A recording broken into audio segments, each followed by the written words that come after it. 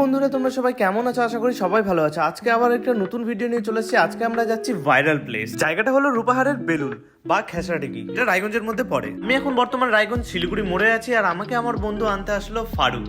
Viral প্লেসে যাওয়ার আগে নিজেকে একটু স্নান টান করে পরিষ্কার করে নিলাম। হ্যাঁ, আর আমি আর ফারুক এখন বর্তমান যাচ্ছি সুইমিং পুলে, কর্ণজোড়া স্পোর্টিং ক্লাব। সাঁতার কাটাটা শেখাটা খুবই দরকার প্রত্যেকটা মানুষকে। 2017-তে আমি ডুবে মরছিলাম, তাই আমি সিদ্ধান্ত নিয়েছিলাম আমি সুইমিং শিখেই ছাড়বো। জলে নামার আগে নিজের গায়ে একটু জল ঢেলে নিলাম, তারপরে কি আর ফুট করে গিয়ে জলের মধ্যে নেমে পড়লাম। জলের মধ্যে স্ট্যান্ড দেখাচ্ছে, আর আমি কেন দেখাবো না?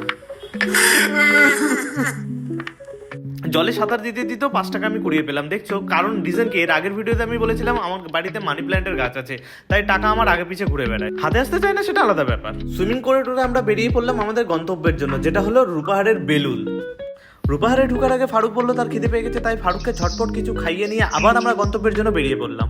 আর এখান থেকে বেশি দূর না, মোট 2 কিলোমিটার থেকে 3 কিলোমিটার। আর এই জায়গাটাকে ভাইরাল করার সব থেকে বড় কারণ হলো দু সাইডে মাখানা চাষ হচ্ছে, আর মাঝখান দিয়ে একটা খালি রাস্তা, আর পাশে সুন্দর গাছ, যা এই জায়গাটা সৌন্দর্যকে খুব ভালো মতো ফুটিয়ে তুলছে। আর এখান থেকে শুরু হয় সেই সুন্দর জায়গাটা।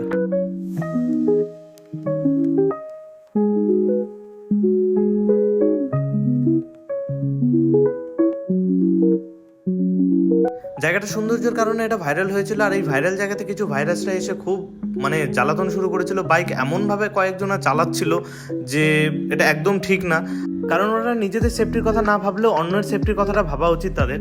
যাই হোক, এই ভিডিওটাকে আমরা এখানেই এন্ড করছি, আর নেক্সট আবার তোমাদের সাথে দেখা হচ্ছে অন্য আরেকটা ভিডিও নিয়ে। তো সবাই খুব ভালো থাকো আশা করি, আর আমাকে এইভাবে সাপোর্ট করো। চলো, টাটা, বাই বাই।